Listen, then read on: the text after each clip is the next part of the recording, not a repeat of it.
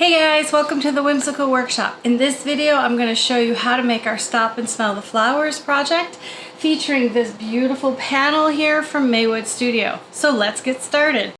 Yay!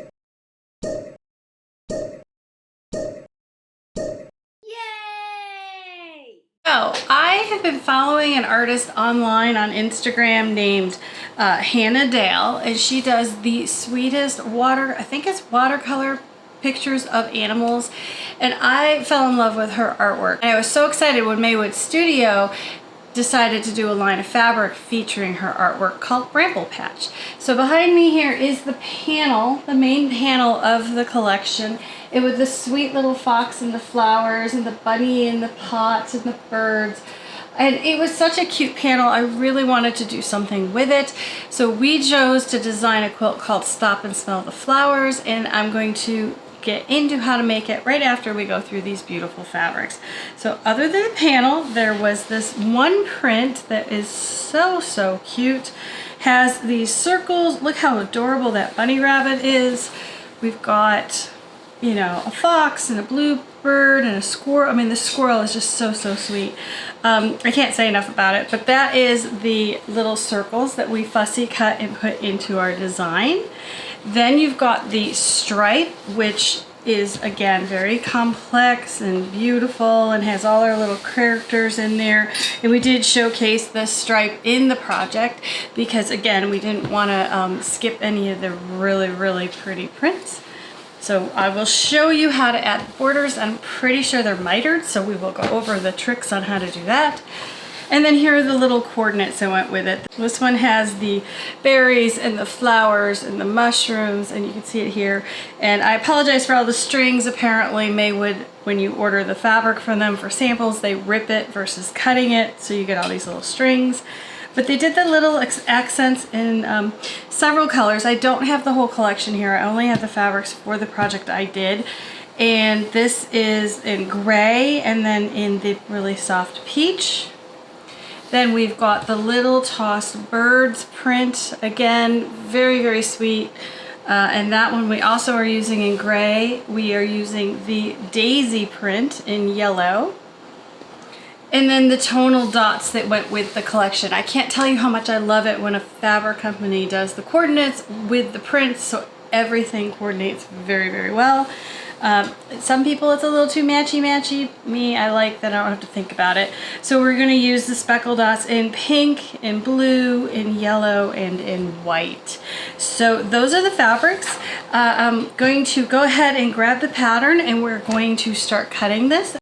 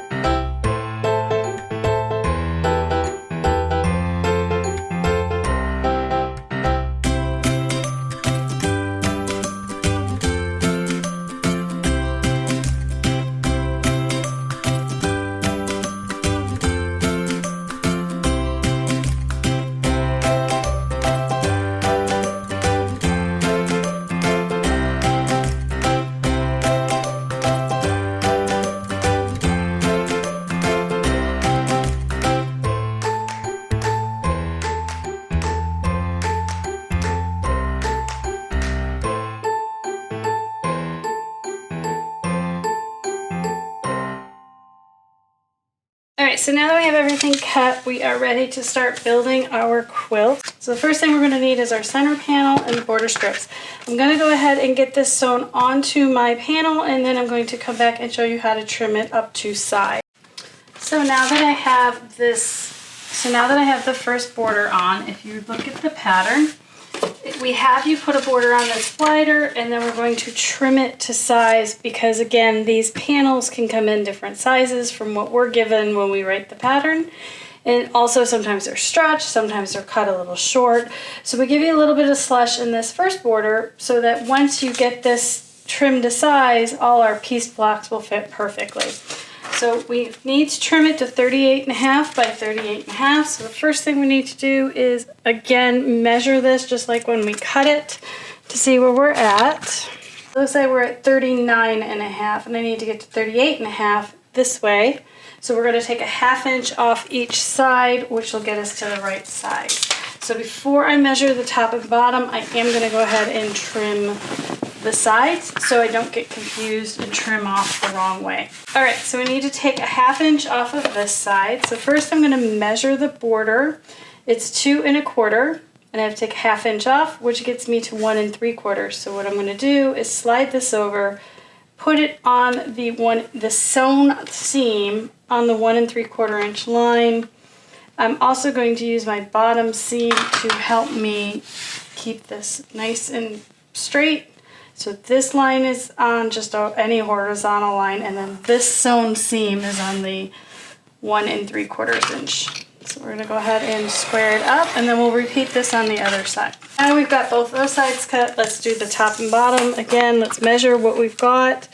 And you'll notice I'm putting the tape measure right on a sewn seam because that helps me make sure it's straight. So this is 39.5 as well. So again, a 1/2 inch off each side. And then we will have our center panel at the correct size and can move on to the next step. Alrighty, there is our center panel with its first border. So the next step is to make the little blocks. And I'm going to show you on those a different way to handle them. So this one we added the border on and then trimmed it to size as written in the pattern. And this guy is ready now. For the next one, we have these little blocks. Now we did have you say cut them 6 1/2. We treat them just like a panel. So we had you cut your strips 2 inches, just in case this came in at a different size. But I know I can get 6 1/2 out of this one. So I've actually already altered my strip so I would not have to trim it. And this you would do on your own, it's not in the pattern. So because this is exactly 6 1/2 and we know we need to trim to 8 1/2, you need to add a 1 inch on either side, so these would get cut 1 1/2 instead of 2. And again, this would be cut 1 1/2, and instead of 1 1/2 by 9 1/2, I cut it 1 1/2 and 8 1/2. So sometimes if you know your panel is exactly what you need and you don't want to trim it, you can do a little math on your own and cut these to size and use them. Again, we do the bigger border for a little more insurance, but for these guys, we're going to go ahead and sew all of these on, and then our little patch blocks will be sewn. We only need to do 6 of these, and I have 12 patches, so we're going to pick the 6 for the quilt. In this case, because I really want it to match the picture, unless they're cuter than the picture, I'm going to at least try to start with those. So now I'm just going to do the ones I want. I really like the mouse and the hedgehog, and I can't help it. I love that bunny, and I love this bunny, and I love that bunny. Oh, and he's really cute. So let's see here.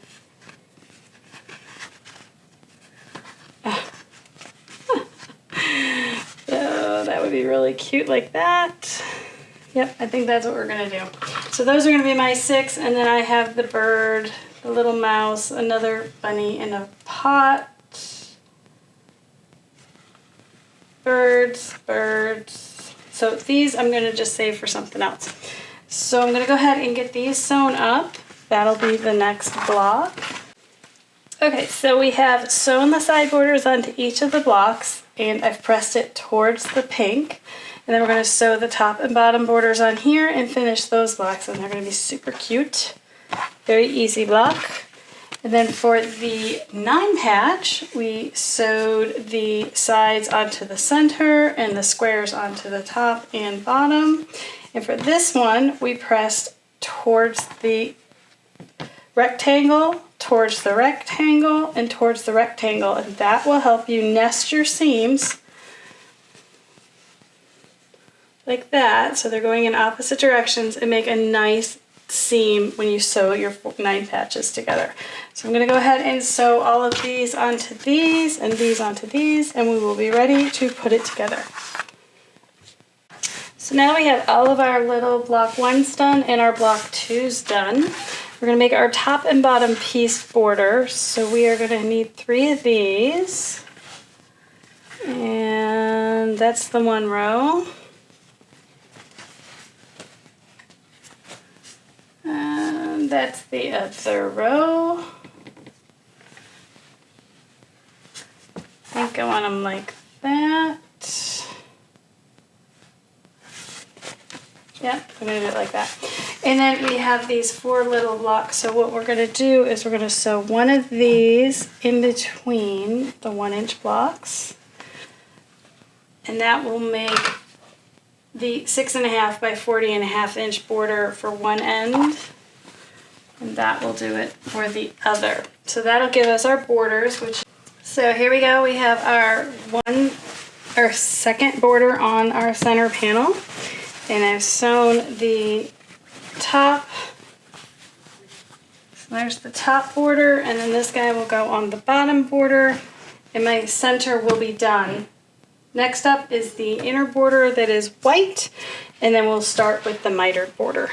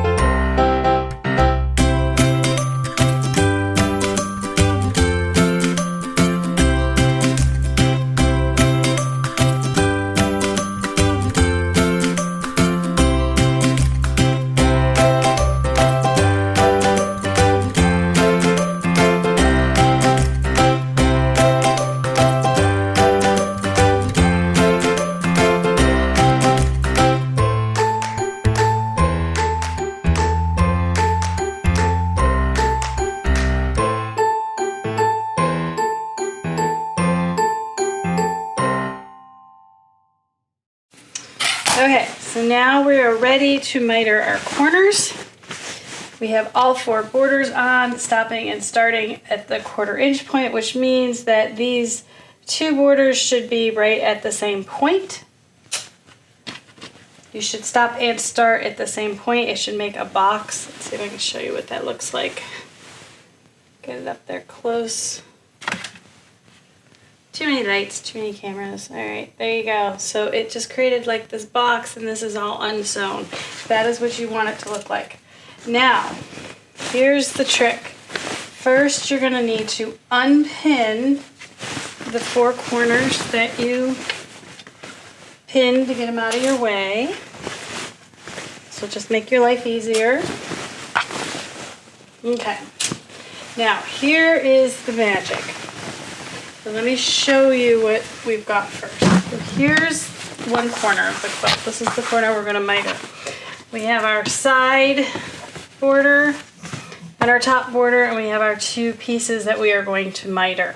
So to mark these and to align them properly, what you do is you take your quilt top with your borders folded in, and you're going to bring this top side over. Let's do this again. You're going to bring your top edge over to the side. And what that looks like is you've now folded your quilt on a 45-degree angle. Okay, so there's the top edge is right here and the adjacent side is right there. And you create this big old triangle out of your quilt top. And then you have these two long tails that were going in different directions, you will see now, line up perfectly to each other. This is what's going to make mitering this corner a piece of cake. I started mitering these corners like this years and years and years ago. Didn't realize that a lot of people do a much harder way of doing this, and I don't know it. I only know this way, and it's never failed me. So here it is. We've got our side border, our quilt top folded wrong sides together on a 45, aligning the top and side edges, and then we have our side or top border on top. So once you get everything aligned, you want to have both strips aligned. You want to have your corner nice and neat and 45 degrees. You can even see it there. And then once you do have that, I do drop a pin in to hold those together. Same thing with your borders. This is also a really good time. You can flip this open at a 45-degree angle, and you can make sure your pattern is going to match. Or if you have a bunch of strips, you can make sure they're going to match at this point. So now that we have that and we have this, I'm going to drop a pin in here to hold those two layers together. Here's the trick. Take a ruler with a 45-degree line. You are going to take the 45-degree line and you put it at the bottom of the two borders, and you put the edge of the ruler right there, right at the end of where you stopped sewing. So where the side and the top seams match, that is where that ruler is. It goes right on the edge. Make sure your 45-degree line is here. Make sure that is on the edge, and you take a pen and you draw a line. This is a iron out pen. You are sewing on this line, so you don't want to use a permanent pen. You want to use something that'll wash out or iron out. So that will become my sew line for my miter. So I'm going to go ahead and go over there and sew it. I will be right back and show you the next step. Okay, so I have taken this over. My quilt is sliding off the table here. So I've taken this over to the sewing machine. I have sewn on that I have sewn on the drawn line, and then I'm going to cut the excess away, leaving a 1/4 inch seam allowance. But before we do that, we want to flip this open. And you just want to take a peek at your corner and make sure that when you press it, it's going to lay nice and flat, which it will. So now I can trim that off. You can use a ruler, you can use scissors, it doesn't matter. But you do want to leave a 1/4 inch seam allowance. There we go. It's excess. Once we get this pressed, we will have a beautiful mitered corner. And no, I did not try to match up the pattern. If you want to do that, that's fine. You really aren't going to notice that when you're looking at the entire quilt. And do note that when you're putting this on, you always want to pin like on this one, the pink edge, you want to pin the same edge to the quilt to keep the pattern rotating around, which means on the bottom, the pattern will be upside down. But that's how a mitered border works on these quilts when you're doing a border print. So I'm gonna go ahead, I'm gonna get the other gonna go ahead and get the other 3 corners mitered, and then I will show you what we've got at the end. So here it is, our Stop and Smell the Flowers quilt top, all ready to go off to the quilter. You can see our mitered borders, the beautiful panel in the center. I love that these drunkard path curves look like we did all this curvy piecing, and yet it's just a panel, as well as these beautiful little characters that are showcased in the circle. So if you do need more help with mitered corners, we have a video dedicated to it on our YouTube channel. This is our pattern, Stop and Smell the Flowers, featuring Bramble patch from Maywood Studio. The artwork is from one of my favorite artists. Her name is Hannah Dale. You can certainly look her up on Instagram as well. For a limited time, there are also fabric kits with our pattern available from Keepsake Quilting. I will put the link below. So if you've enjoyed this video, leave me a comment. If you have suggestions for future videos, let me know. And as always, I thank you for watching and have a good night.